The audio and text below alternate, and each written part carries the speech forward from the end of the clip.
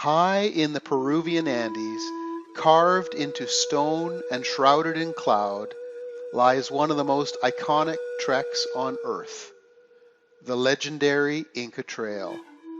For 4 unforgettable days, we followed the footsteps of an ancient civilization, hiking along sacred paths once used by Inca messengers, warriors, and royalty.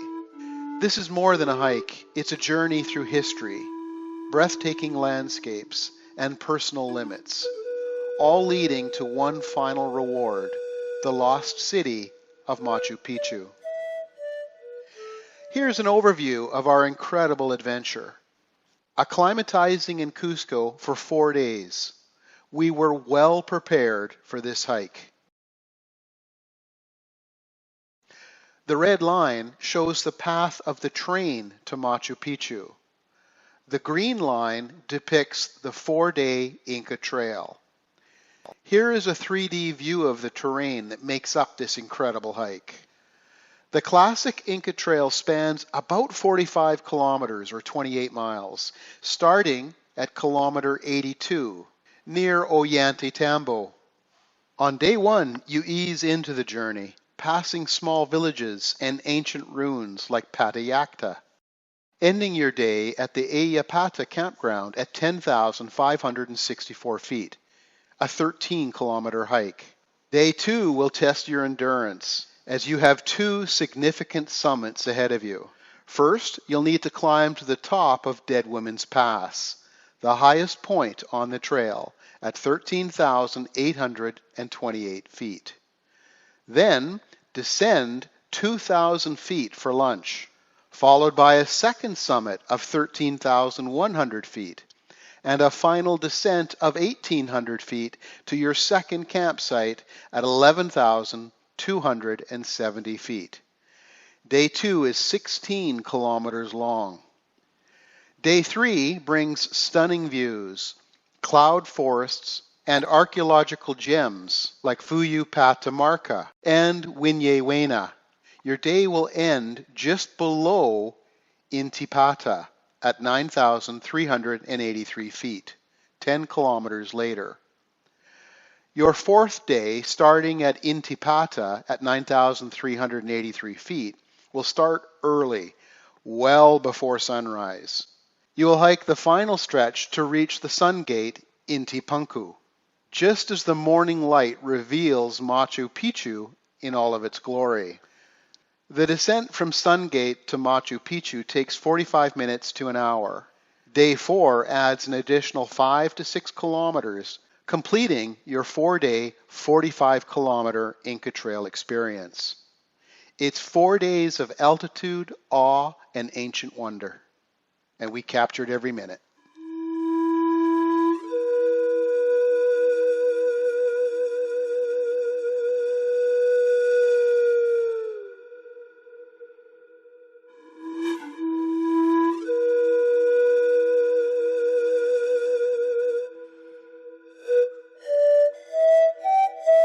We left the hotel at 4:40 in the morning for the almost 2-hour drive to kilometer 82, the beginning of the Inca Trail.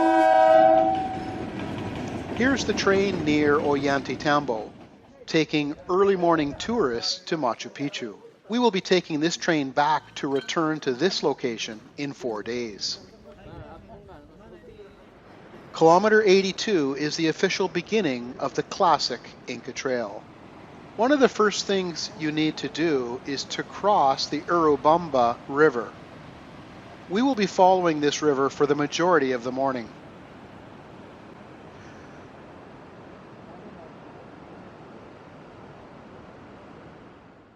Looking down the valley at the rather ominous mountains that lie ahead. Dawn's leading us. She's also speeded up a little bit, I noticed. Never been here before. I trust her. A surprise to all of us were the number of ruins along the Inca Trail, some well documented and pointed out, others not even mentioned. So much history here. Porters motor along at more than twice our speed, carrying 3 times our weight. An early morning rest stop included this wonderful field with incredible vistas. This is young 19-year-old Ronaldinho. He is a guide in training and spent the entire 4 days with us, learning a little English and also how slow old Canadians walk. Having a little fun with fatigue, little sleep, and high altitudes. Here's a great shot of Mount Veronica, partially obscured by cloud as seen from our first rest area. Mount Veronica is 19,334 feet, just a few feet shy of Kilimanjaro. Here we were introduced to the game Sapo. Sapo is Spanish for frog. Hey, don't hit me. In Sapo, players toss metal discs towards a board that has a frog statue with an open mouth. Landing a coin in the frog's mouth gives the highest score. We all took part in this game. Heavy breathing already, just one rise of many over the coming days. Did you kill it? Oh, I killed it. We killed it. It killed us. It was equal. We both won. We didn't stop. We slowed down. You got your pace right. You guys are like rock Working on our stars. pace. We're rock something. Rock lines. No, but just think what you just did. That was amazing, eh? Now, if you ever get lost down here, whatever you do, don't ask a Canadian for directions.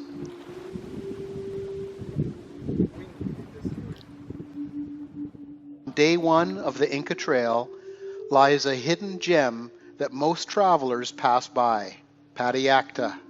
While it doesn't get the fame of Machu Picchu, this site offers a unique window into the genius and daily life of the Inca Empire.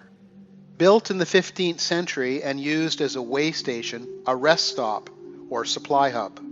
It's strategically located at the confluence of two valleys and right near the start of the Inca Trail, which makes it a key logistical point. What's striking about Patiacta is its layout. More than 100 stone structures arranged across tiers of agricultural terraces with spectacular mountain backdrops. Despite its age, the site still showcases classic Inca engineering, precise stonework, efficient use of natural terrain, and careful water management. 3 good? 3 leaves? 4, 5. 4 or 5. So until it gets wet, and then just leave that like that. Jose, our guide, brought a bag of fresh cocoa leaves. In the Andes, cocoa leaves have been used for thousands of years by indigenous people to help with high altitude, fatigue, and hunger. Although not rare, you do see a lot less animals on the Inca Trail than you do on the trail to Everest Base Camp, as an example. During the 4 days, you'll likely see horses, burros, and llama. We're only halfway to lunch, and we've already been passed by our can-do porters. I think I've seen a YouTube video of like. Peru is renowned for its incredible cuisine, and the Inca Trail is no exception. In fact, it may just offer some of the best trail meals in the world. Every dish is unique, prepared in minimal time using only basic cooking equipment, yet the quality, presentation, and flavor are consistently outstanding. Back on the trail, and we need to gain some altitude. Dawn's still smiling. We are somewhere around 9 hours in on day one and just a few minutes from our camp. Mr. Orr? Oh, yeah. 20 minutes. Finally, we reached our first camp, Ayapata, at 10,564 feet. This is the first chance we had to formally meet our porters and share a few gifts. Solpeki means thank you. It's pronounced Solpeki.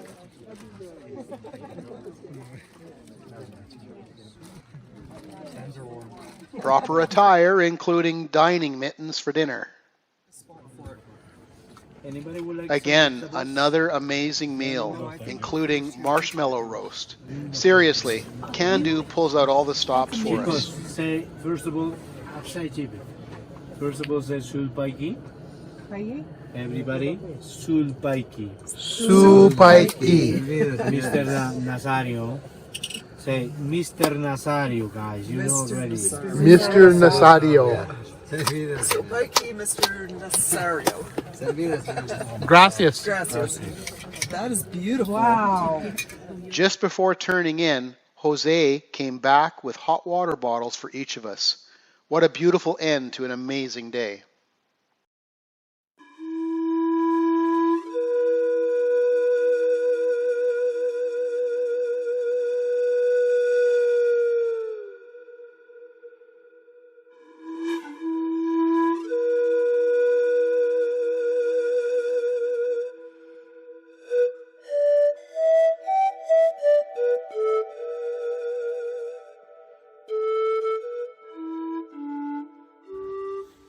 It's 4 o'clock in the morning, and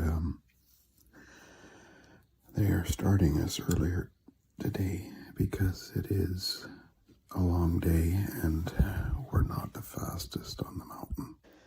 Our second day began in silence and shadow, long before dawn. At 5:15 in the morning, we set out from our campsite with only headlamps piercing the darkness. The air was crisp and the stars were still watching overhead. We moved through a hushed forest, the trail slowly revealing itself as we climbed higher. The faint outlines of ancient stones and moss-covered trees emerged in the glow of our lights. This part of the hike was steep, an unrelenting ascent that tested legs and lungs alike. Our pace was slow, dead slow, zigzagging our way up the steps to shallow the ascent and to manage our heart rate. The altitude made every breath feel earned. This stretch up towards Dead Woman's Pass is the highest point on the Inca Trail. It is also one of the most physically demanding. But in those early hours, with the Andes awakening around us, every step felt like part of something ancient and sacred.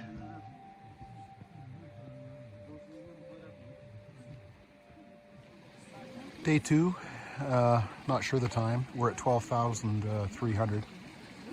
We've climbed 2,100 this morning, and we're probably about 1,500 feet from our first summit at 13,800.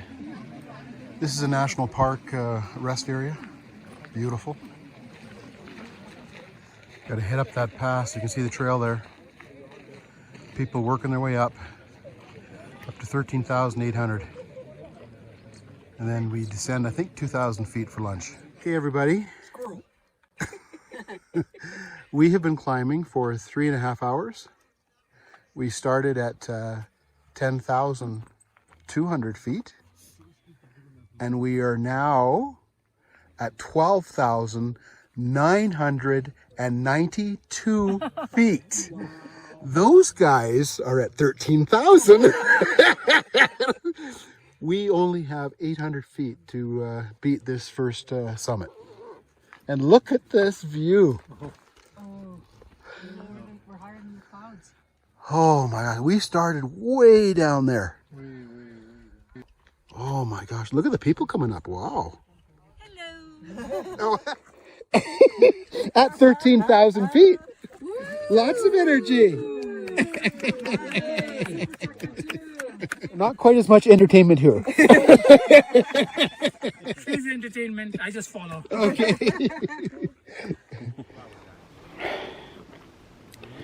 Well, I'm not holding it very steady, but we're looking at Dead Woman's Pass. We're probably an hour and 15, hour and 20 from there.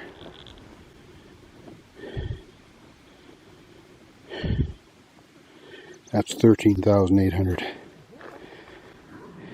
You will meet wonderful people from all over the world on the Inca Trail. Jose just steps from our first summit, taking in the light.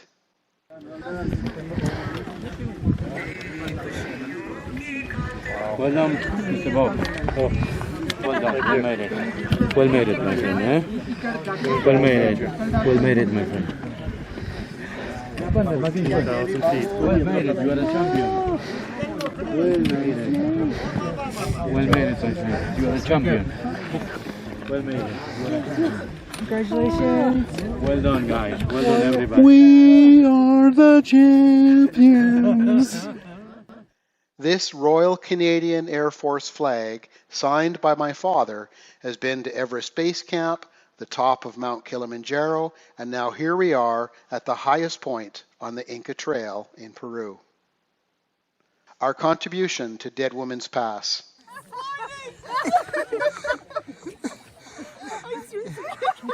Yeah, this is what high altitude does. I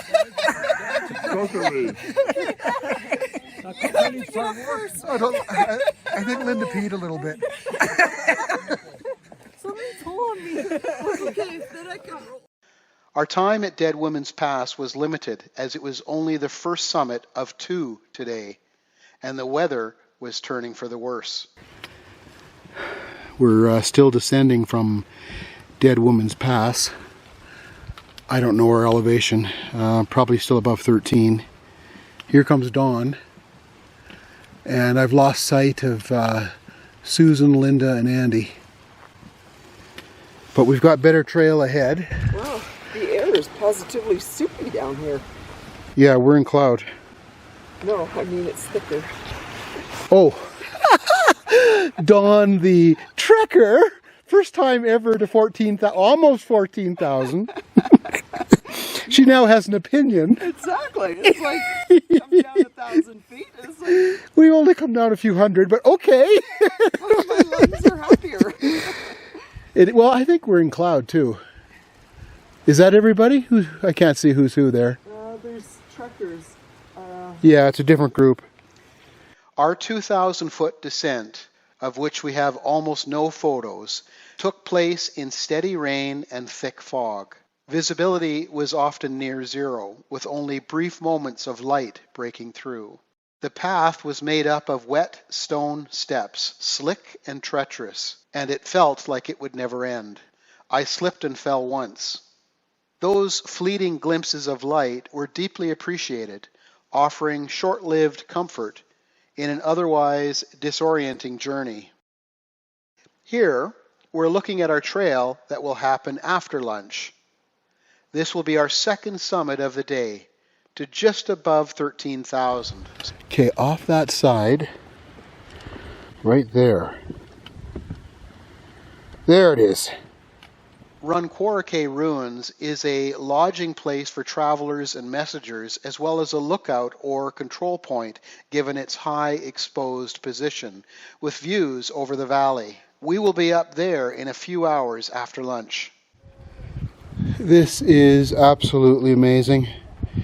Pictures don't give it justice. We're inside the ruins, and the vantage point that we have here, well, that over there, that is Dead Woman's Pass, right there.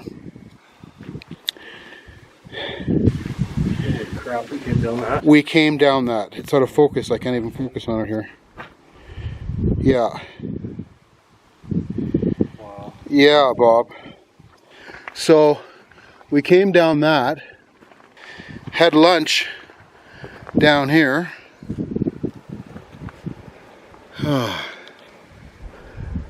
Look at the falls here, Bob. Look at this.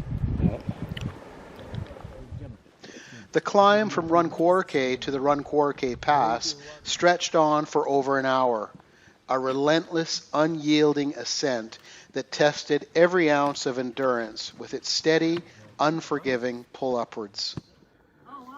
I just did my second summit. 10 hours and 30 minutes. If my math is right, we departed at 5:15. I'm back at 13,000. We were at 13,800 and descended to 11:02. And now I'm back at 13. Like super tired. Interesting descent from Runquarque. The Inca Trail makes use of all natural land formations.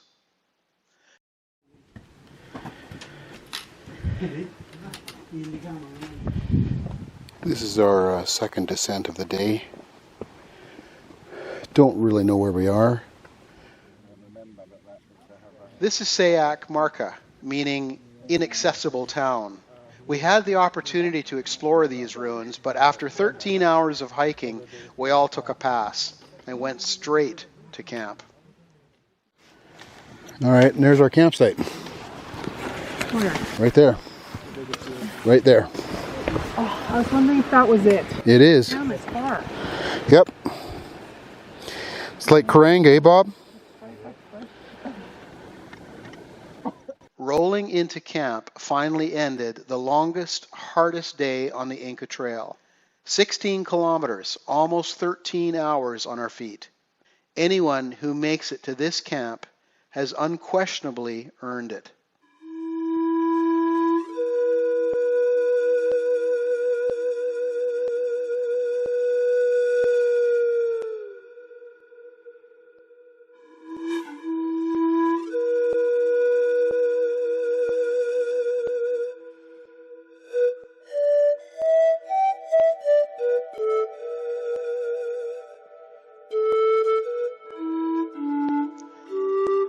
This morning we got to sleep in until about 5.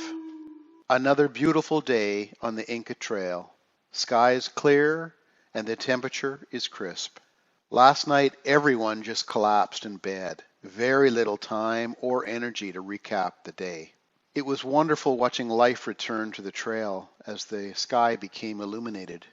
Compared to yesterday, a less demanding day lay ahead of us. A good portion of today's trek, perhaps the first half, parallels the ridge of the mountains. Steep rock on one side and cliffs on the other. The vantage points provide unmatched vistas. Holy moly, guacamole.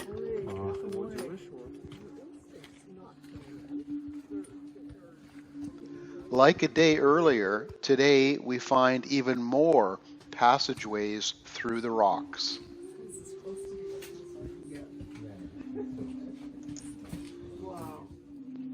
Okay, it's getting dark in here. So he said snakes, eh?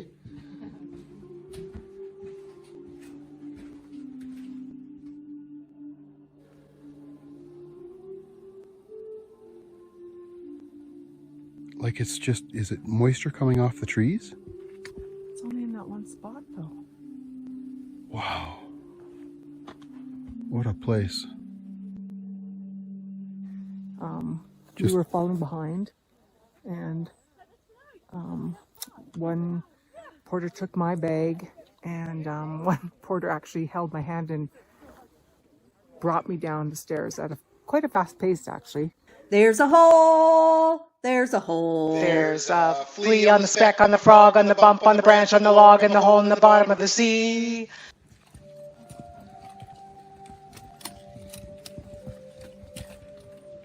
And I had a lot of headache, so maybe I didn't drink too much. Puma Mountain. Puma. Long day. Was it 13 hours? I think just under. 13, yeah. Yeah, Beautiful on the way up. 35. Dead Woman's Pass. And it's a long way down. Long way. And then back up again. Yeah. And then we did it again. Yeah. 2 hikes in one day. That's so descriptive, Bob. Thank you. Thank you very much. As we passed over the top of another ridge and into another valley, we came across Fuyu Patamarca. This is one of the most well-preserved sites on the trail and is often referred to as the town above the clouds. From this vantage point, we have a very clear view of Intipata at 9,383 feet, some 2,400 feet below us and still 2 to 3 hours away. Our camp tonight is located just below Intipata. Needless to say, the second half of day 3 is all downhill. Just below Fuyu Patamarca is the only water source in the area. This is a fresh spring coming out of the rock. Using small stones, the locals hold a leaf in place to direct the water away from the rock.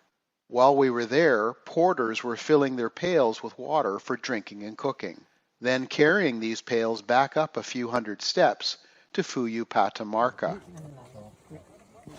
The Inca Trail is tough without proper training or acclimatization. Stairs, stairs, and more stairs. 2,400 feet of stairs immediately follow Fuyu Patamarca.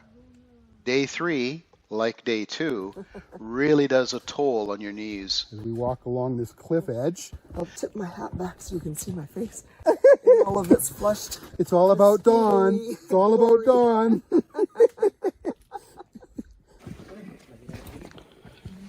Ooh, I didn't want to see down there. Look, my gosh, it just keeps going. I know, I should have stayed turning the Yeah, other way. just look this way. Yeah, well, I'm fine. I've seen it now. I'll just stay mountainside. If I fall, I plan on taking you out. Okay, we have stairs in here and down to the right. And bonus, they're steep. But you can see them. They're well lit-ish. The bottom ones are. So just take a stab at the Actually, top ones. they're brighter on the camera. I'll just look at the camera. Yep, that'll work. Actually, I'm going to push it against the wall here, I think, to... Oh, okay. Yeah, these are steep, Dawn. These are very steep. Yeah. This was so cool. We, of course, have no idea what we're looking at. It was only later during video editing did we discover that we had stumbled across the hidden city of Winyewena. So we're camping. You think we're just below that one tonight? Well, that's what somebody said that Jose said. Okay. Well, I know when I was reading the brochure, we are just below some terrace, and I don't know if it's that one or the other one on the side of the hill. That's pretty cool. And that's Agua Caliente. No clue. I think it is. Nobody's there. More on this later. The Inca Trail closes in February for rock slide repairs. This bridge crosses a risky spot. We are now arriving at Intipata. Holy crow. Look at these. Look at this. We're going over there. This is unbelievable.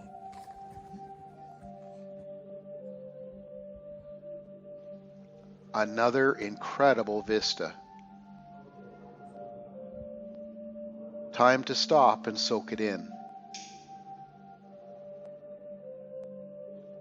How do you find the words to capture Peru? Look at the trail down the bottom there. Haven't been on that trail. I may be mistaken, but this might be the one-day trail to Machu Picchu.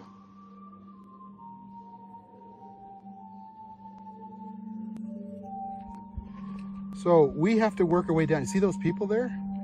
We got to go down that way to get us down to that camp. We should be down there in 25 minutes. Although I didn't know this for sure when I took this picture, but this is our camp. Kitchen, dining, sleeping, and guide. Porters are so fast at traveling and setup.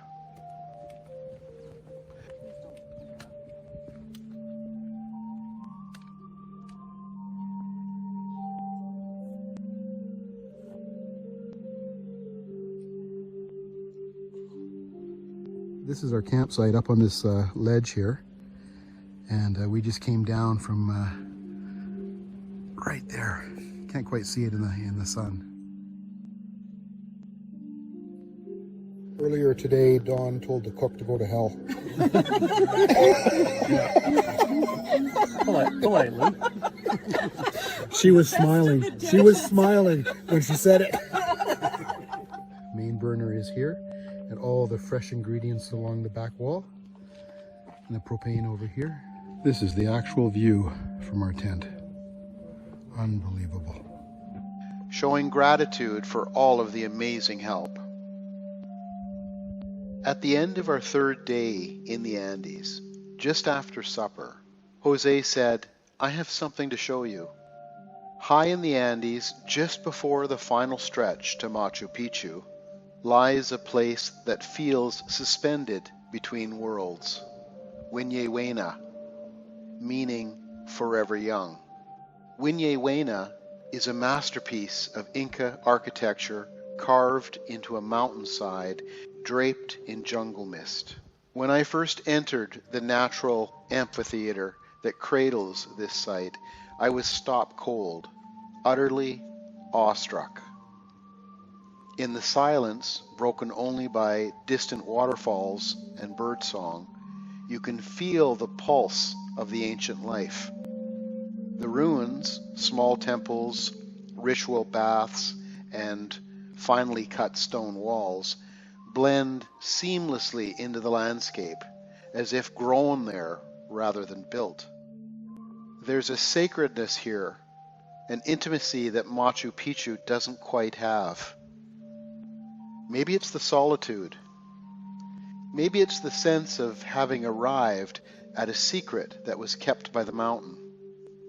But standing in the arena of Huena, I felt both humbled and elevated, as if I'd stepped not just into history, but into a moment that would stay with me forever.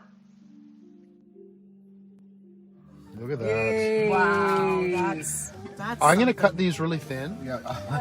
All night long, munching on cake. Girlfriend.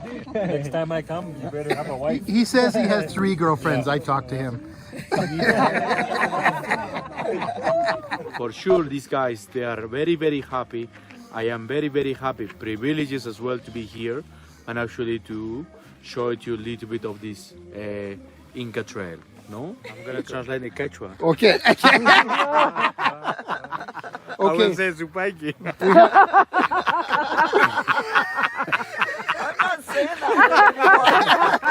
So on that point, since we are all Canadian, my last point was that my sister Dawn would like to apologize on behalf of all Canadians for accidentally telling our cook to go to hell.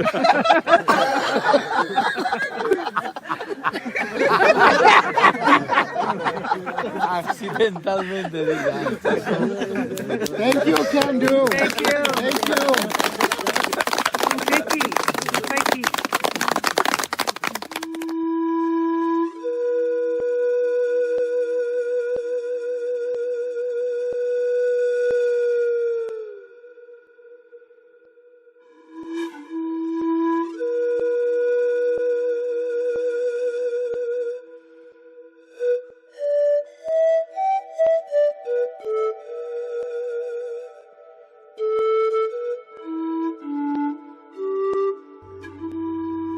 It's 2:45 in the morning.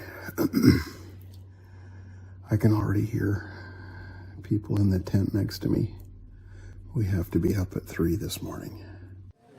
All waiting in our queue for our turn to enter Machu Picchu. It's 4:18 in the morning. The gates open at 5:30. As we sat in this rain shelter, our porters, working in the dark, are scrambling to break camp, pack up, and run down the mountain to catch their 5:45 a.m. train. They have one train. They can't miss it. Once again, the red line is the train. The green line is the Inca Trail. And this blue line is the porter's path to the train. When we left camp just before 4 o'clock in the morning, some tents were still standing, including the dining tent and the kitchen tent. Our porters had to quickly get everything packed up so they could run down this blue path in the dark, in the rain, on slippery, wet stairs, carrying all of our gear. If they were able to get away by, let's say, 4:15 in the morning, they had 90 minutes to drop 2,000 feet and cover 3 kilometers. They had to be running. One of those red bags is our guide. I think that's him there. It's the wrinkly one. The wrinkly one, yeah. The Inca Trail slithers through the Andes like a stone snake. Wild and dangerous and surprisingly beautiful. Sheer cliffs, deep gorges, rugged remote ruins. Each new twist of those endless stone steps takes your breath away. Of course, the high altitude does that all by itself. The Inca Trail is the most physically demanding trek I've ever done. As I traveled along the Inca Trail, I wondered about the people who lived here centuries ago. Why did they live and work up in the clouds on these treacherous and unforgiving mountains?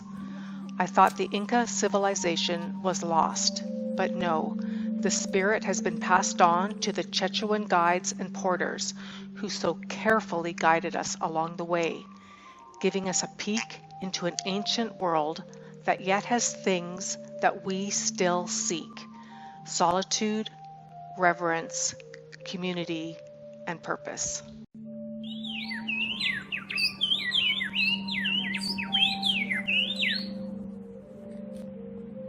You see the railway, it's like literally right below us. Okay, we've been going upstairs most of the morning. And then we just came across this. This is more of a wall.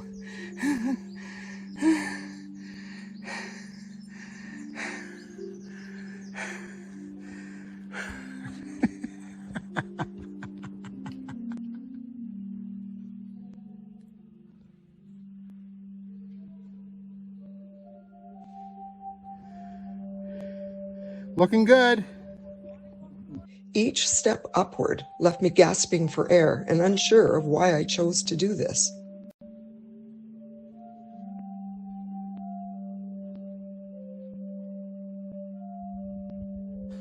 It's 7:22 in the morning. We got through the gate at, we were there at about 4:10. It opened at 5:30. And I think we probably got through about 5:35 or 5:40. 7:22 now. And we're just approaching the sun gate for Machu Picchu. Is what, Bob? All to ourselves. Oh, yes. All to ourselves. Not because we're first, but because we're last. As we approached Machu Picchu Sun Gate, there was no sun to be found. Our view was obscured in a thick layer of cloud. Patience would give us our reward. And the fog, is it worth it?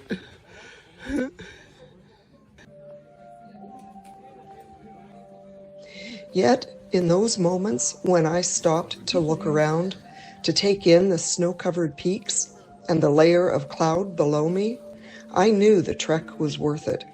This was the spiritual path of the Incan royal family, and now I was one of them.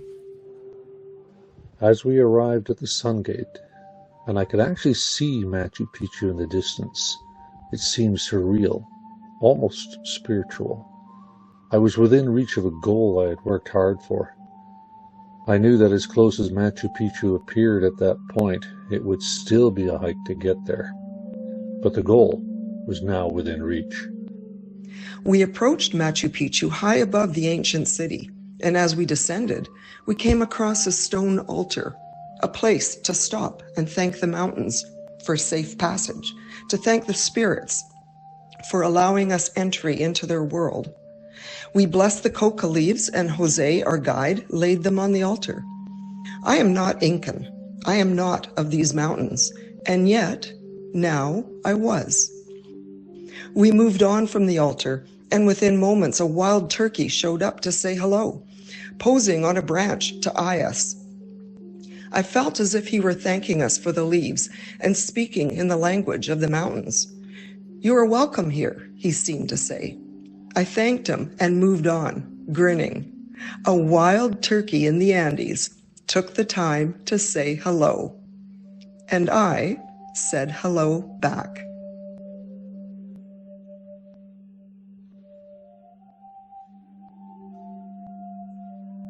As we carried on down the mountain, each glimpse of the ruins buoyed my spirits and kept me going. It was unexpected how the Inca Trail affected me. Not physically, we all knew the high-altitude trek would be demanding, but emotionally. It was a trek of endurance, of reaching mental limits, of experiencing profound beauty. When we arrived and walked into Machu Picchu, it was as if a weight had been lifted, and I wanted to just sit down, look, and absorb the surroundings. It was beautiful. It was a little embarrassing. Jose had us pose for a group photo, but he couldn't get the angle right. So he said, "Everybody kneel down." After 4 days of hiking and climbing, kneeling was rough, and getting back up took teamwork.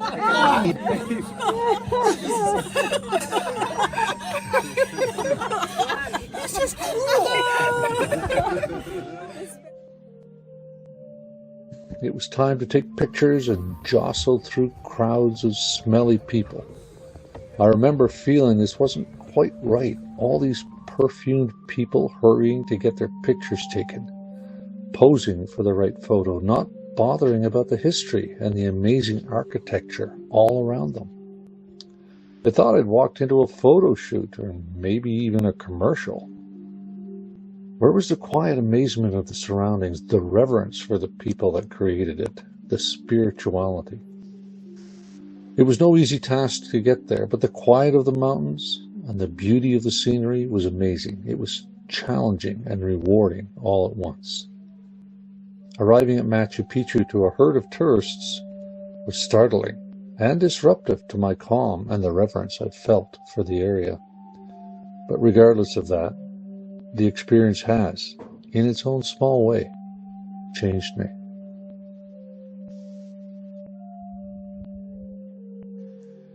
We completed an unforgettable 4-day trek along the Inca Trail, ending at the awe-inspiring Machu Picchu. The journey was both physically challenging and deeply rewarding, filled with steep climbs, ancient ruins, breathtaking mountain views, and moments of quiet reflection. Each day pushed our limits, but also connected us more deeply with the history, nature, and spirit of the Andes.